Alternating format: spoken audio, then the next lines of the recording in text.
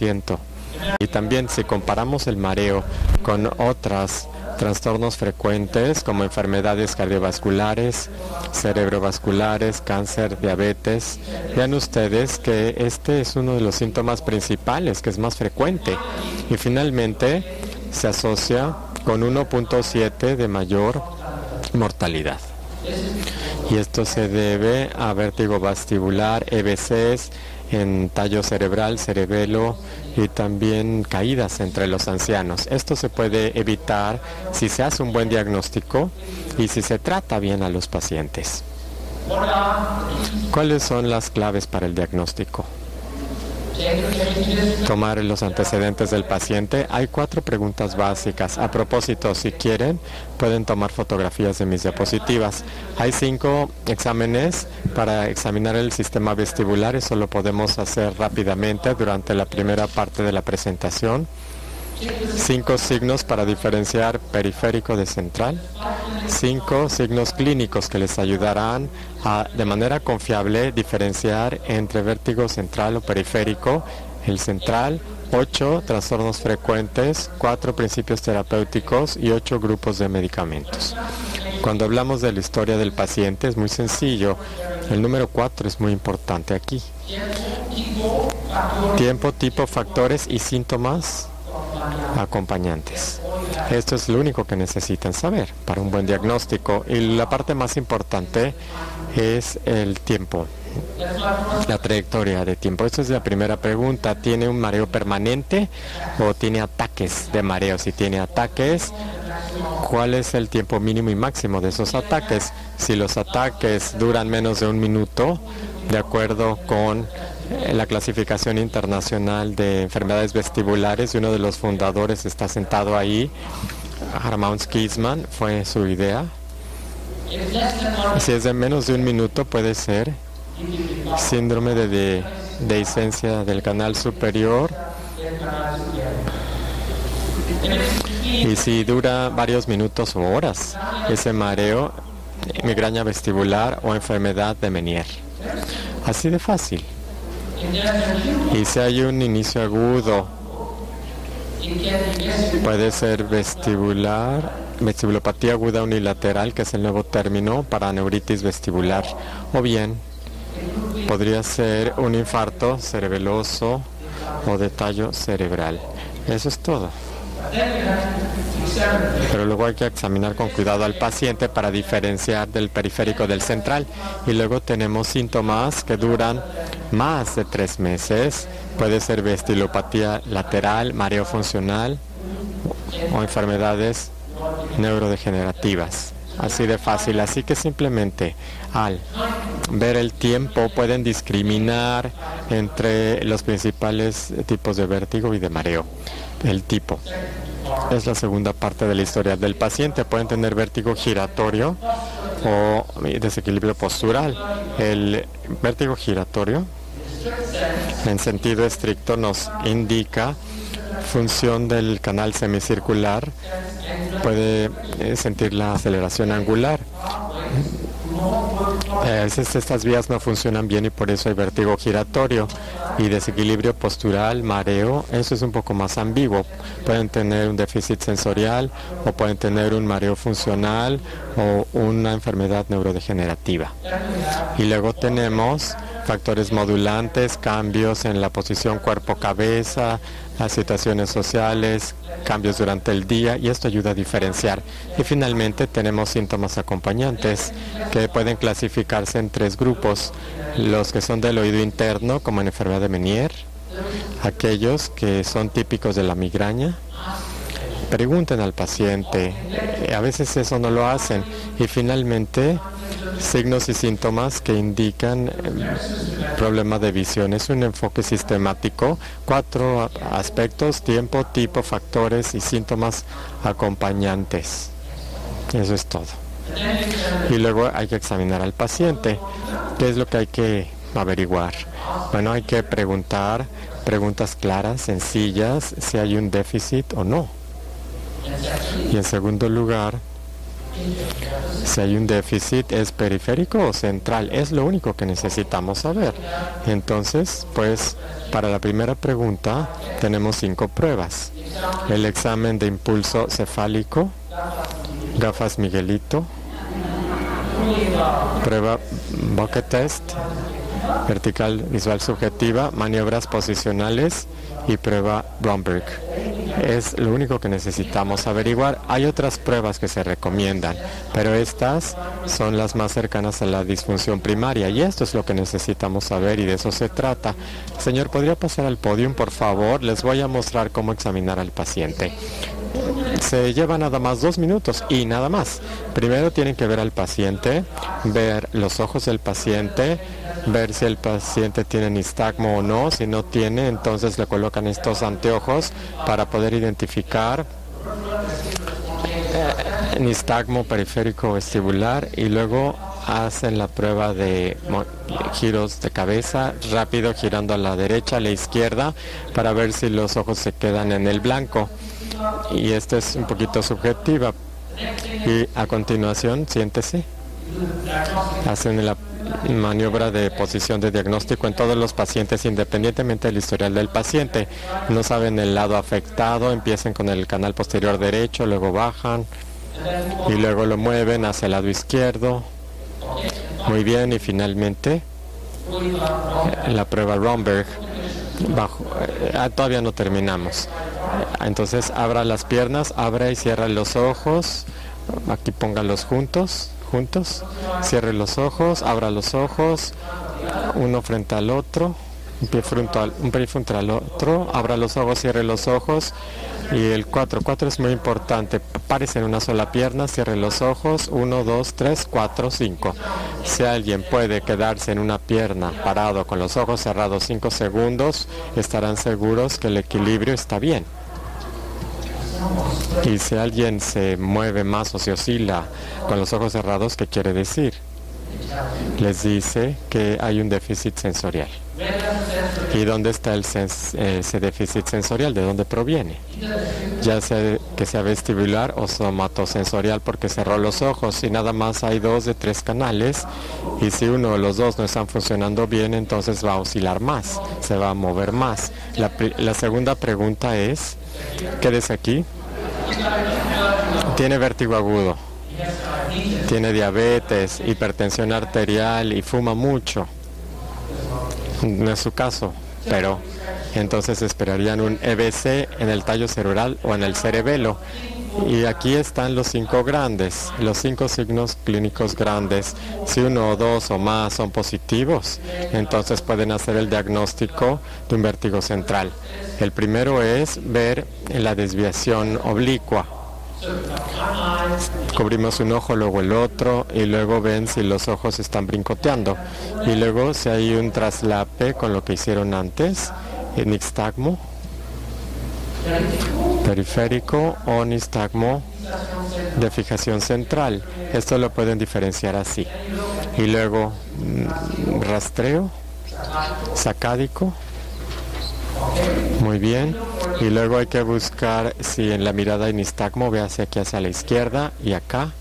Entonces, los signos típicos de nistagmo evocado por la mirada es que cambia la dirección dependiendo de la posición de la mirada.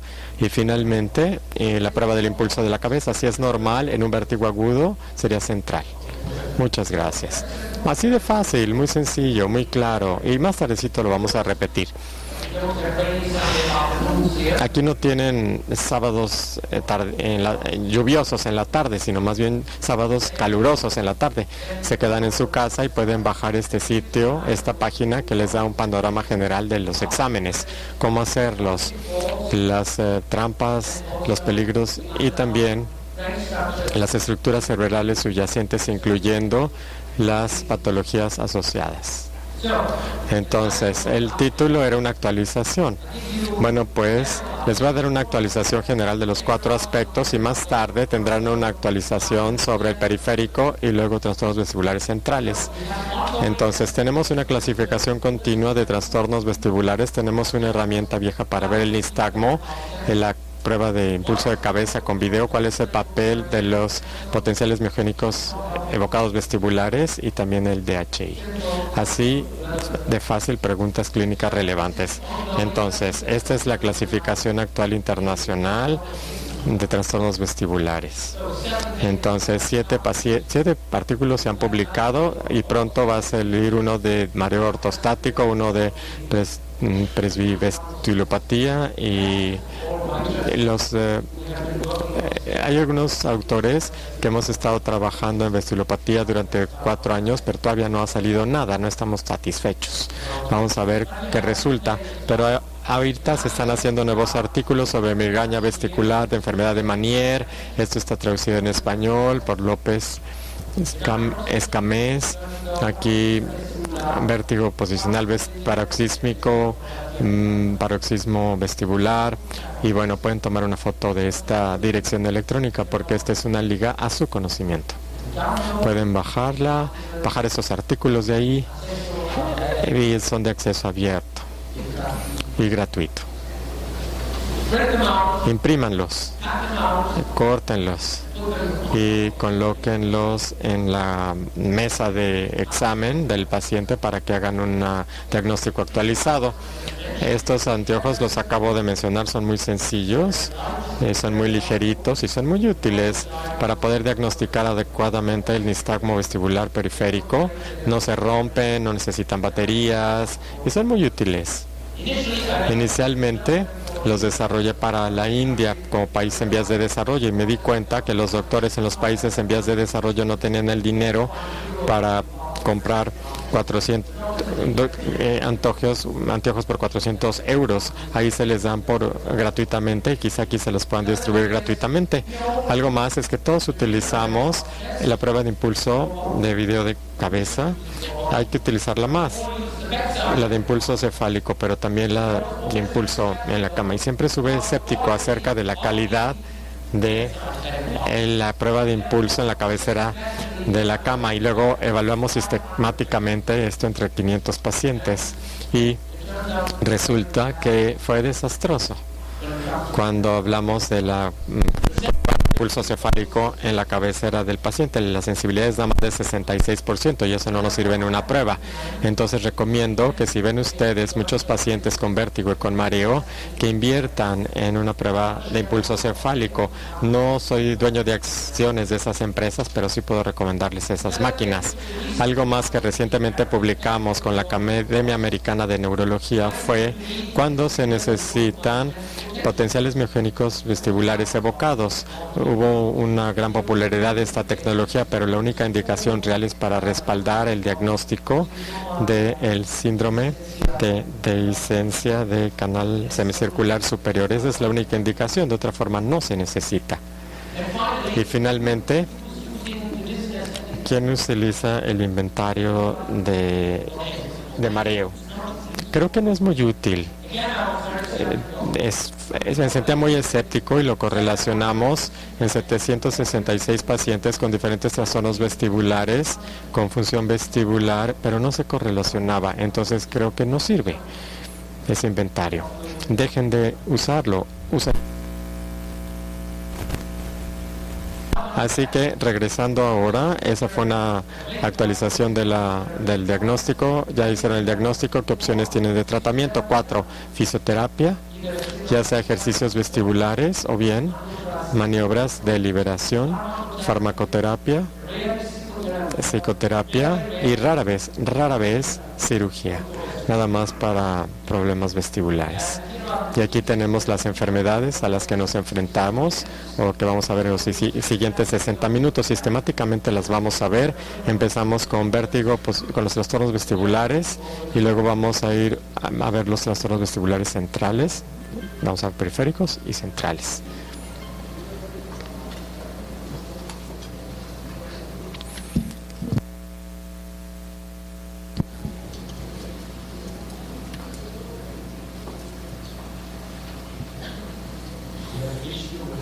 A ver, parece que tenemos un problemita con la proyección. Trastornos vestibulares periféricos son la mayoría de los padecimientos Qué bueno que muchos de ustedes sean otorrinos, porque muchas de esas enfermedades vienen del oído interno. Qué suerte tienen ustedes. Muy bien. ¿Cuál es la actualización aquí? BPPB. Les voy a mostrar una modificación de Semont para tratar a los pacientes, que es mejor que la maniobra Semont. La vasculopatía, bajas dosis no son efectivas. Si ustedes dan betaistidina, que sea en altas dosis, para enfermedad de Meniere, los esteroides no sirven. Vean un estudio norteamericano. Betaistina en bajas dosis no funciona. Si la dan, que sea en altas dosis, la betaistina. Y lo que pueden hacer es una combinación con inhibidores de aminooxidasa B. Ahorita les voy a explicar por qué. En el futuro vamos a tener un spray nasal con betaistina. Vasculopatía bilateral, nuevos criterios diagnósticos y nuevamente la contribución de Kigma, implante vestibular, ese sí es efectivo. Hicieron un buen trabajo en Maastricht, en Estados Unidos también. Y luego BP, nuevos criterios diagnósticos. Acabamos de publicar un artículo. OXC efectivo, pero no. La cosamida, eso se recomienda, es otro antiepiléptico. 3 formas de trastornos vestibulares periféricos. Antes de darle la actualización, tienen que tener una idea de cómo los trastornos periféricos se pueden manifestar. Tienen que saberlo como clínicos. Hay nada más 3 formas de manifestación. Los pacientes con déficit vestibular pueden tener pérdida o desequilibrio, mareo, síntomas mientras estén sentados o acostados. Y luego tenemos pacientes que tienen una lesión vestibular aguda unilateral, vasculopatía aguda unilateral, tienen un inicio agudo de vértigo giratorio, y luego pacientes que tienen ataques de vértigo. Y básicamente esto es debido a una estimulación paroxística inadecuada del sistema vestibular periférico. Muchas veces es una estimulación BPPB, es por estimulación vestibular paroxística, síndrome de dehiscencia de canal semicircular superior por estimulación. Muchas veces es por estimulación, a veces ni lo sabemos, pero ese es el caso. Así que tomen una fotografía de esta lámina. Me llevó media hora prepararla, pero combina la etiología y fisiopatología subyacente de las enfermedades vestibulares. Tenemos paroxismia vestibular, compresión cruzada vestibular, enfermedad de Meniere y también hidropesia. VPPD, otoconia, síndrome de dehiscencia de canal semicircular superior, un defecto óseo, y vasculopatía aguda unilateral, herpes simple. Eso es todo. Y ahora sí podemos escuchar al primer paciente para tratar de diagnosticarlo.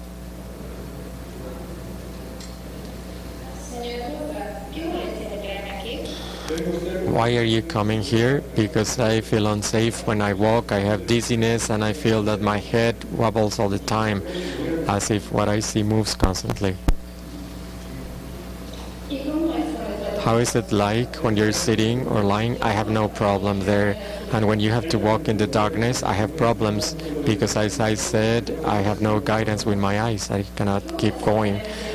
How do you do in irregular ground? The same. I feel like wobbling. How is it like when you move your head from left to right quickly? Just the same. And when you run, just the same. And when I see up and down, I don't have a clear image of what I have in front of me. ¿Cuál es el principal síntoma de este paciente? Desequilibrio postural, mareo, osilopsia mientras camina. ¿Alguien de ustedes han tenido osilopsia? En unos momentos la van a tener. Cúbranse un ojo y oprímanse el párpado inferior rítmicamente con el dedo, el párpado debajo contralateral. También usted, a ver, tápese un ojo y oprima el párpado inferior con el otro del otro lado. ¿Y qué es lo que ve?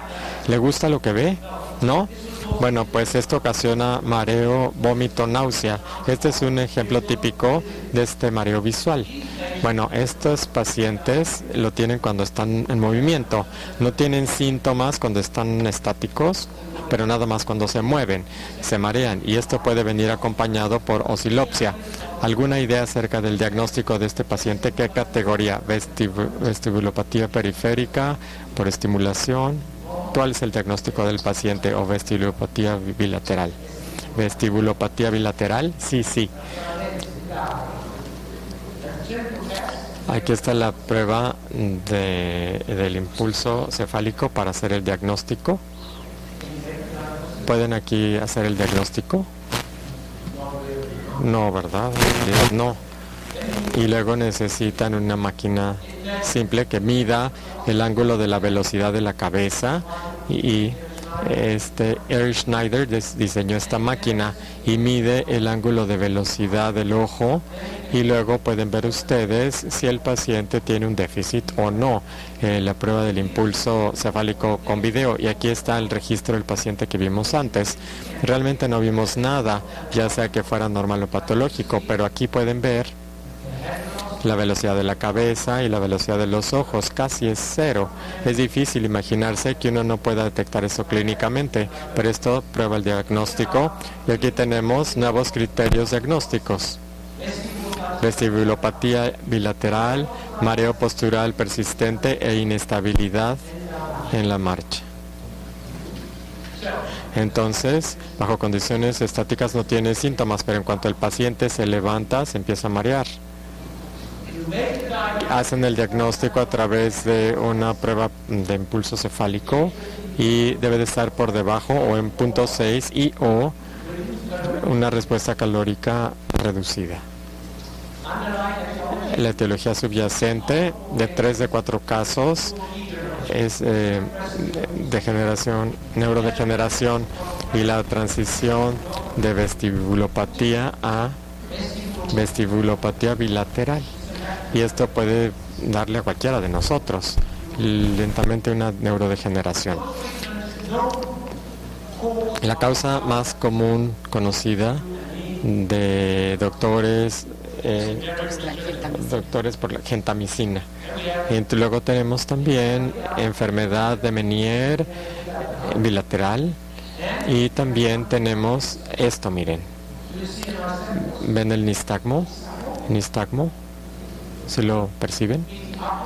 ¿Hacia arriba o hacia abajo? ¿Arriba o abajo?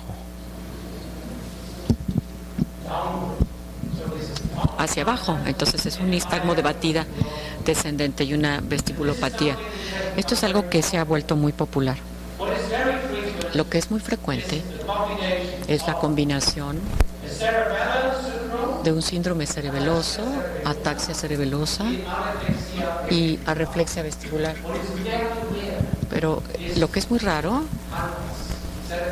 es lo que se llama el CANVAS, ataxia cerebelosa con neuropatía y arreflexia vestibular, porque esto es una gangliopatía heredada que a menudo vemos que tiene en el paciente algún problema cerebeloso con una función vestibular reducida.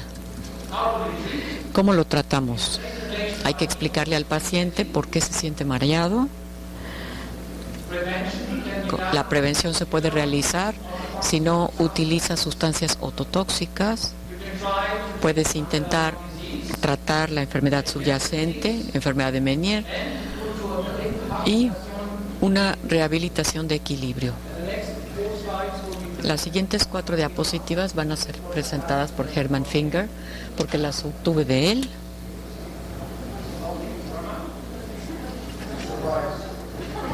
Sorpresa. Es que su trabajo son sus diapositivas y pues en vista de que él está aquí, le voy a prestar mi saco.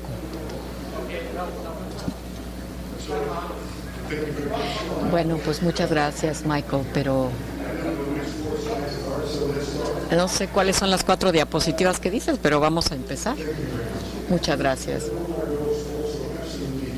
Es de verdad un placer. El doctor Guillot en Ginebra fue el primero que colocó un electrodo en un humano, colocó un electrodo en una persona y observó un movimiento ocular, así que fue lo primero después de experimentos en animales que nos llevó a la situación humana. Pero aquí podemos observar un implante coclear modificado en donde una parte de la entrada proviene de sensores colocados en la cabeza y tenemos procesadores que entran al canal semicircular y captan la señal. Aquí pueden observar que hay una vestibulectomía extensa, es un abordaje intralaberíntico. Colocamos los electrodos por el laberinto muy cerca de la ámpula. Hubo 2 abordajes. El primer abordaje, que fue introducido por el profesor Guillaume en Ginebra, fue un abordaje extralaberíntico, el cual es mucho más difícil en términos quirúrgicos, pero que no es tan peligroso en cuanto a la audición se refiere. Mientras, pues bueno, ya tenemos mucha experiencia con el abordaje intralaberíntico y como pueden observar, después de definir los canales, podemos colocar los electrodos en el interior y después esta otra prueba, la prueba de reflejo vestibular ocular. Se puede colocar los electrodos y empezar a girar. Todo esto se realiza a oscuras, como ustedes saben, y pueden ver que cuando no hay activación del laberinto, la silla, que es la línea azul, es la silla rotatoria a diferentes frecuencias. Por supuesto que a frecuencias bajas el sistema vestibular no aporta gran cosa. Vemos que no hay una respuesta real de los ojos, mientras que aquí, al aumentar la frecuencia, el área del sistema vestibular se vuelve más sensible. Podemos observar que hay un movimiento ocular, el reflejo vestíbulo ocular, que es casi perfecto y es hasta casi mayor de lo que lo tenemos en la gente, digamos, normal. Esto es la primera indicación que se tuvo de que realmente funciona, pero por supuesto lo más importante es la rehabilitación funcional.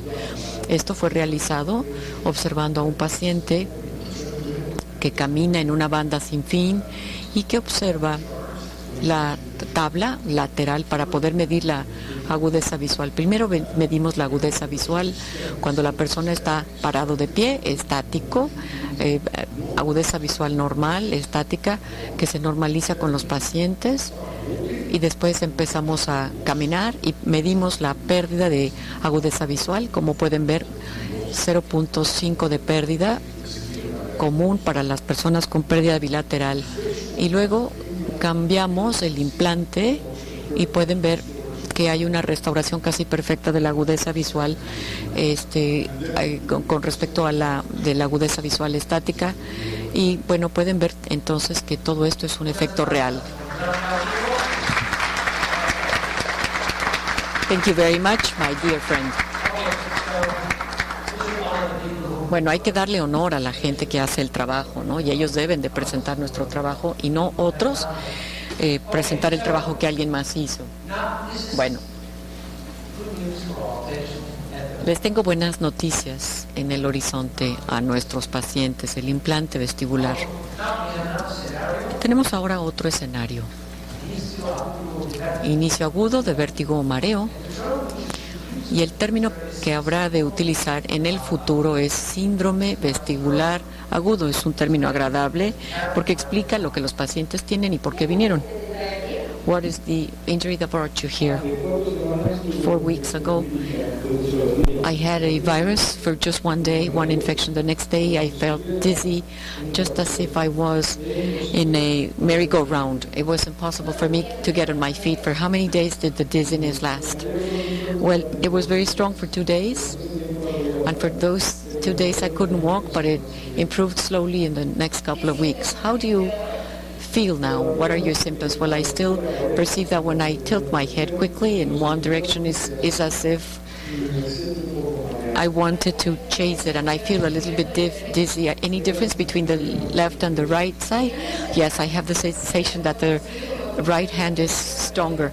Did you have any hearing losses, speech problems, or any paralysis of any sort? No.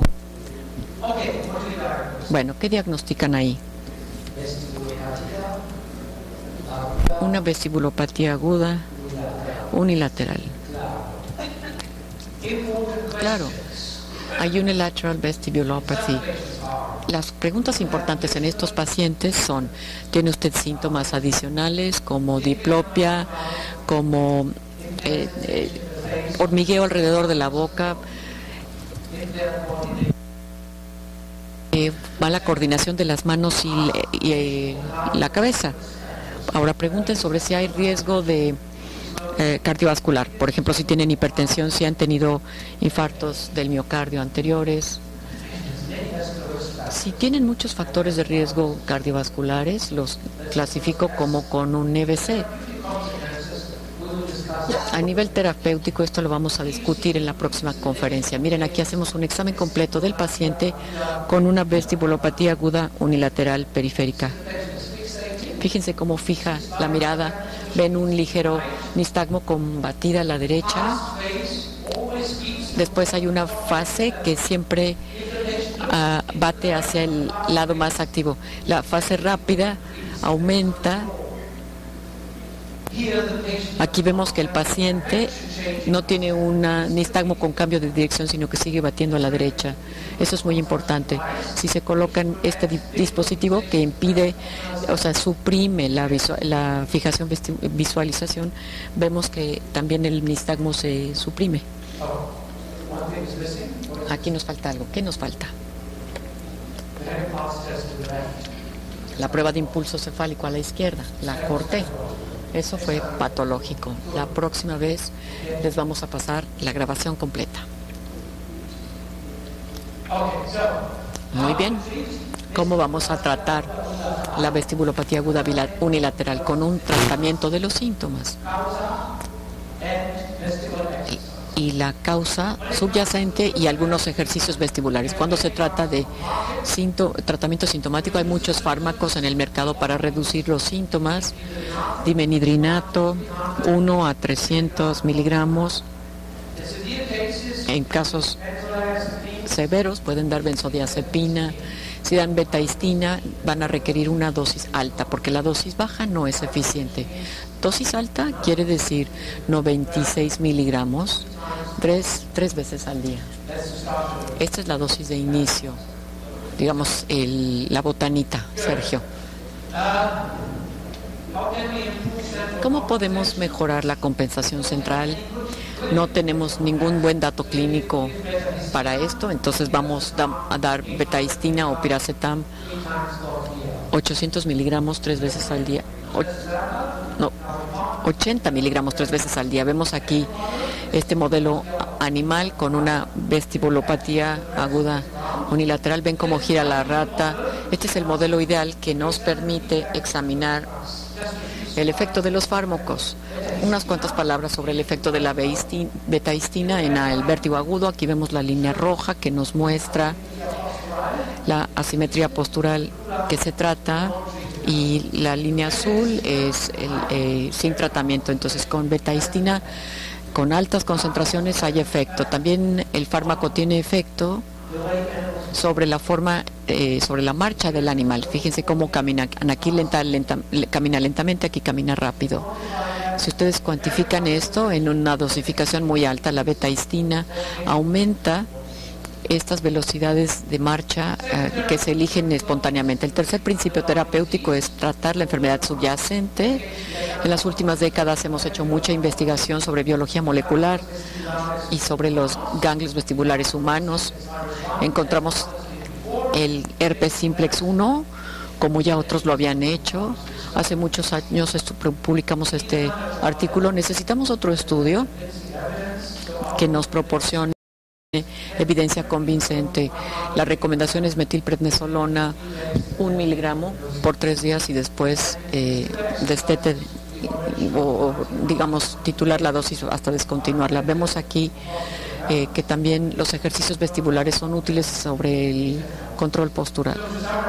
Así que, para resumir todo esto, tratamiento de la vestibulopatía aguda unilateral, se da un tratamiento sintomático, betahistina, dimenhidrato y piracetam El piracetamen 800 miligramos 3 veces al día, perdón, no eran 80, eran 800, metilprednisolona 100 miligramos por día y ejercicios vestibulares. Y ahora pueden escuchar al director general de la BMW y observen lo que le pasa.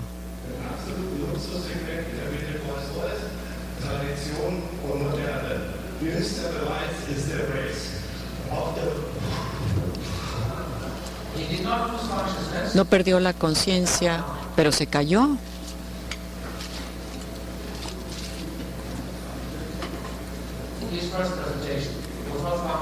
Su primera presentación no funcionó. ¿Y qué le diagnosticamos? Es una enfermedad de tipo otorrinolaringológica, ¿no? Pues ustedes son otorrinos y deberían de saber. ¿Alguna idea?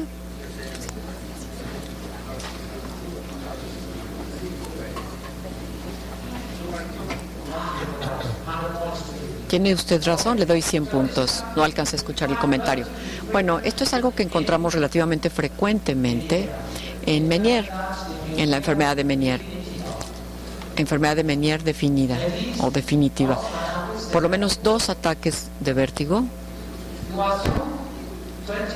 con 20 minutos de duración, entre 20 minutos y 12 horas. Y ahora necesitamos una audiografía. Vemos aquí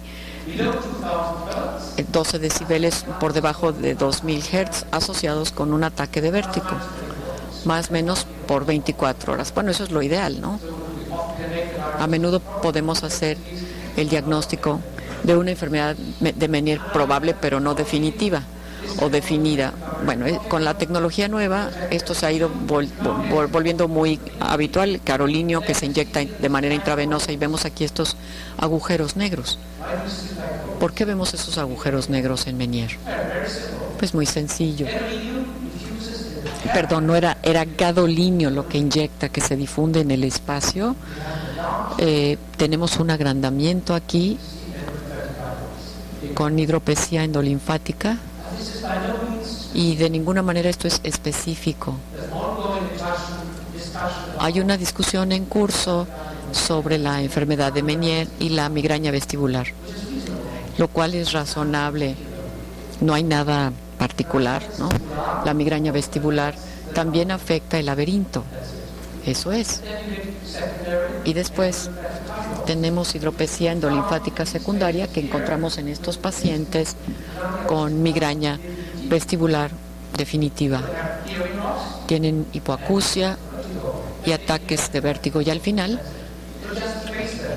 hay que tratar los dos. Eso es todo, no necesitamos más discusión al respecto, ni tantos grandes artículos. Observen, aquí lo más importante es la enfermedad de Meniere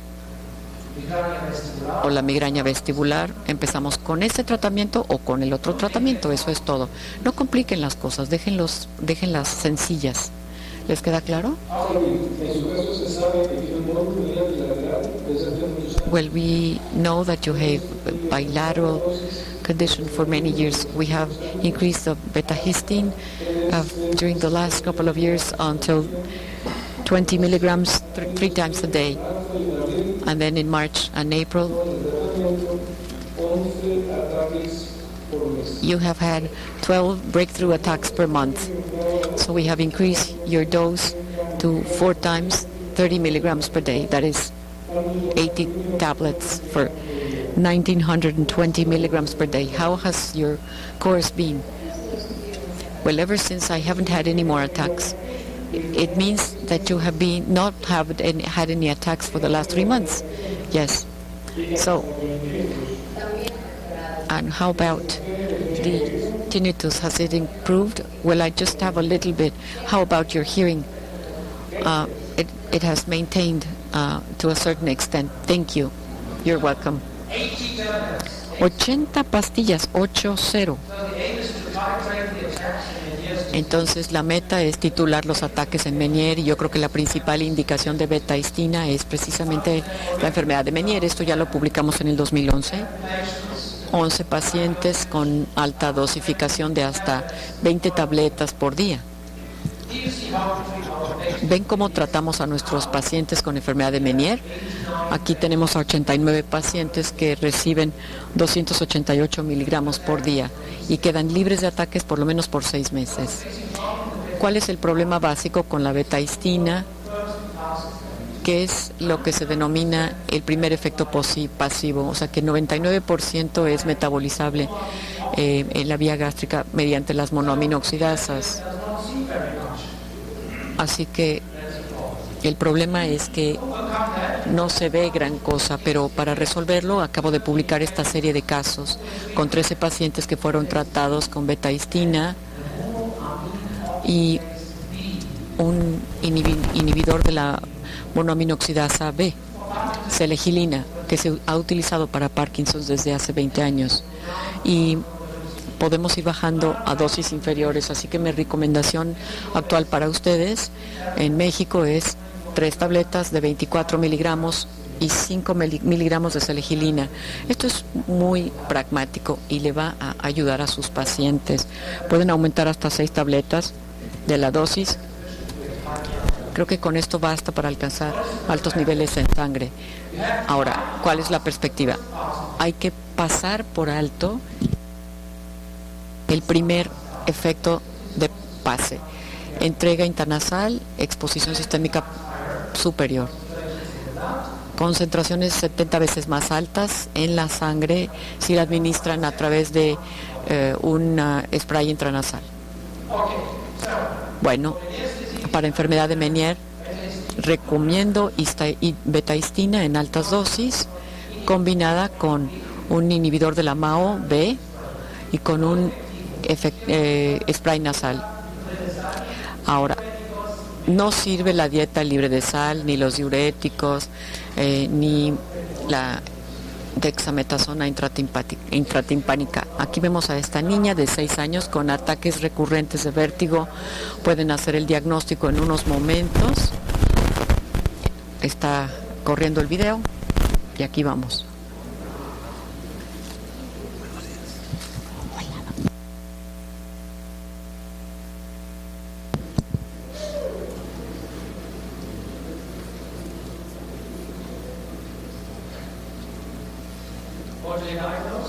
¿Cuál es el diagnóstico?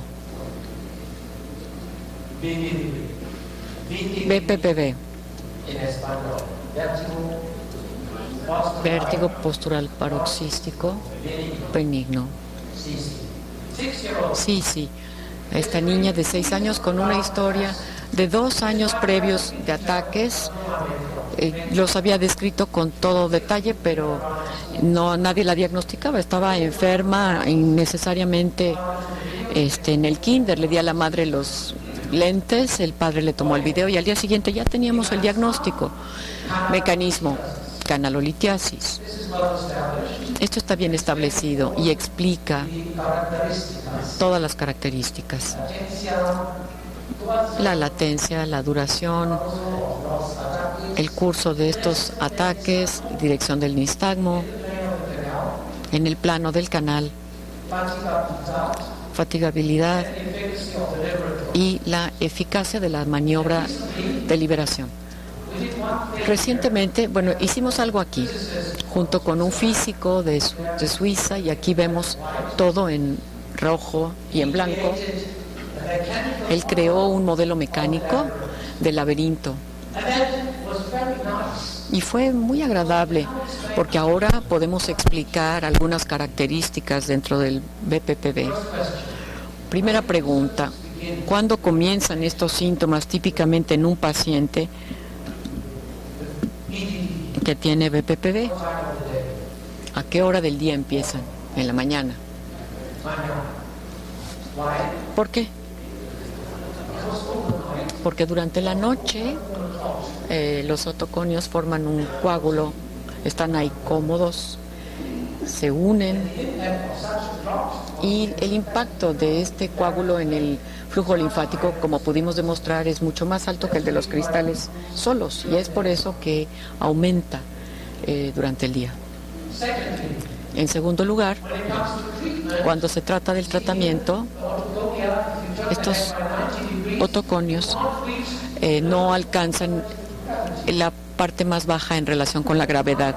Y esta es la idea que surgió. Hay que modificar a través de una maniobra. Yo soy un neurólogo que piensa en ideas simples. Por favor, señor, ¿puede pasar aquí al podio? Vamos a moverlo un poco hacia abajo. Puede usted sentarse aquí. Y del otro lado vamos a pedir que pase alguien más para que vean las otras personas. Siéntese aquí. Vamos a imaginarnos que tiene un BPPV de mano izquierda. Descendemos lo más posible. Y pueden ver lo que ocurre en el modelo. Se mueve más. Y después procede acá y el paciente se sienta. Vamos ahora a pasar del otro lado para que lo puedan ver. Tiene BPPV bilateral entonces este paciente. Un poquito más acá, por favor. Baje, baje, baje, baje. Espérese un momento. Esto es también lo que nos dice el modelo. Hay que esperar 1 minuto y luego pásese para acá.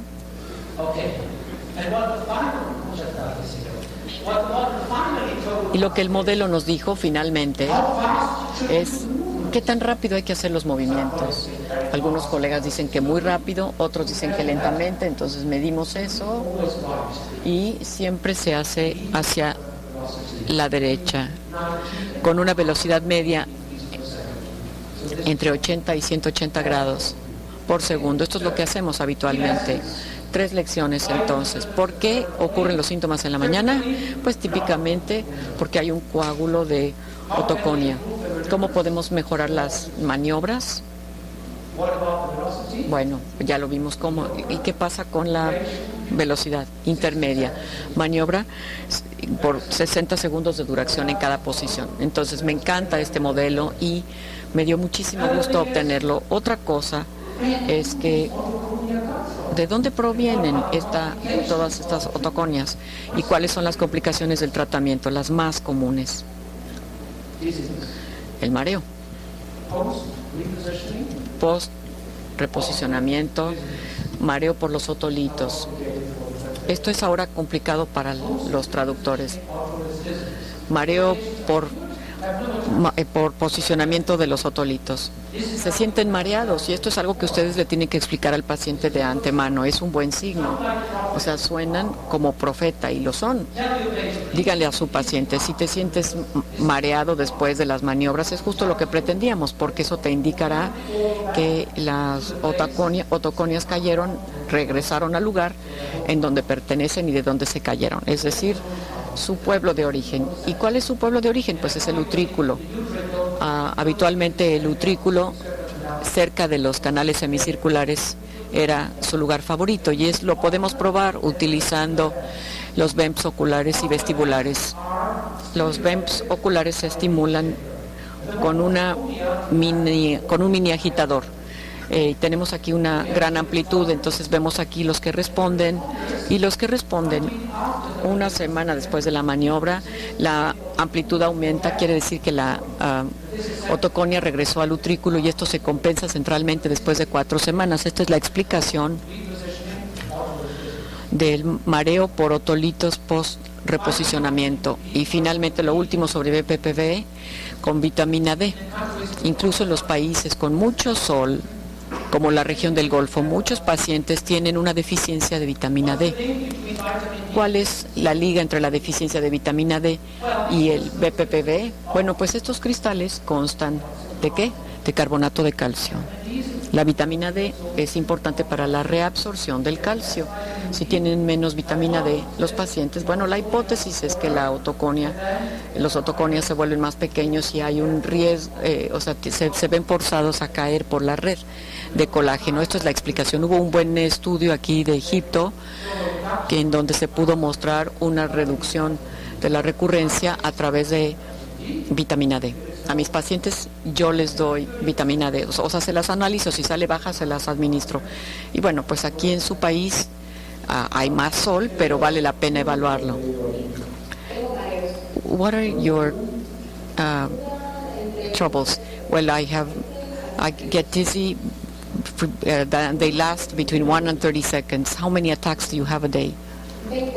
About 20 maximum.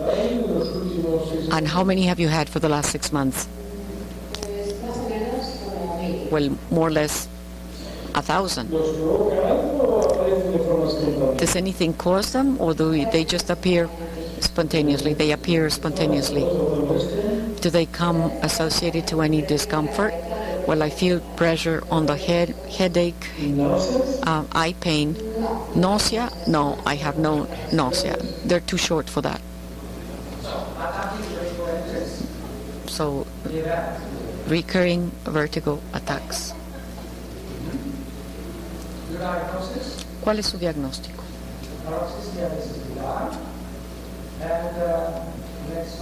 Vestibular paroxesmia. A ver, veamos la fisiopatología en la siguiente diapositiva. Este fue un caso.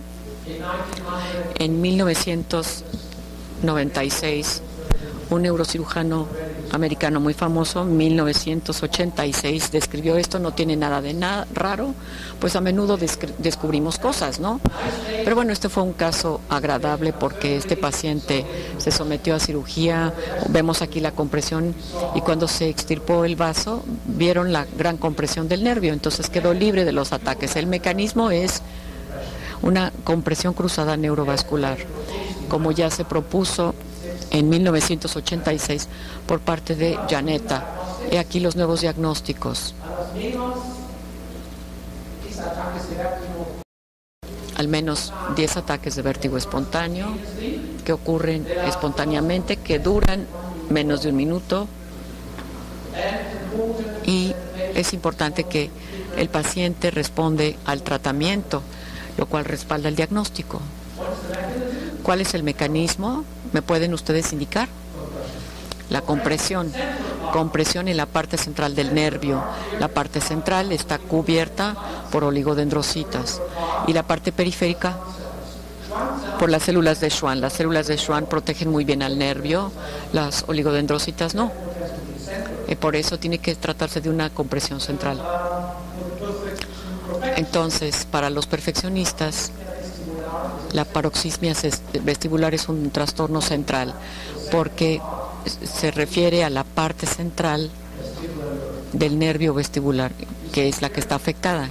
Aquí vemos marcado en amarillo la parte de los nervios craneanos que están cubiertos por los oligodendrocitos. Esta es una característica de muchos nervios, de muchos pares craneanos, entre 10 y 15 milímetros para el nervio vestibular. Y bueno, nuestro ojo tampoco ayuda porque en 30%, la resonancia no ayuda porque hay una compresión. Como decía un otorrino que siempre diagnosticaba la paroxismia vestibular en base a la resonancia magnética, y algunos de sus pacientes iban a cirugía a pesar del Menier. No me gusta, por eso les digo que la resonancia magnética no es útil. Acabamos de publicar este estudio aquí, pero la tasa de deserción fue de 60% con oxcarbazepina. En caso de que les guste la carbazepina, la oxcarbazepina, les sugiero que se la tomen por una semana, solo por diversión. Y creo que nunca la van a volver a recetar, salvo para epilepsia. Y bueno, por eso lo que yo prefiero actualmente es la lacosamida. También es un bloqueador de los canales de sodio, mucho mejor tolerado. Tengo una serie de casos, los pacientes responden bien y tampoco provoca la inducción. Es un nuevo anticonvulsivante muy bien tolerado.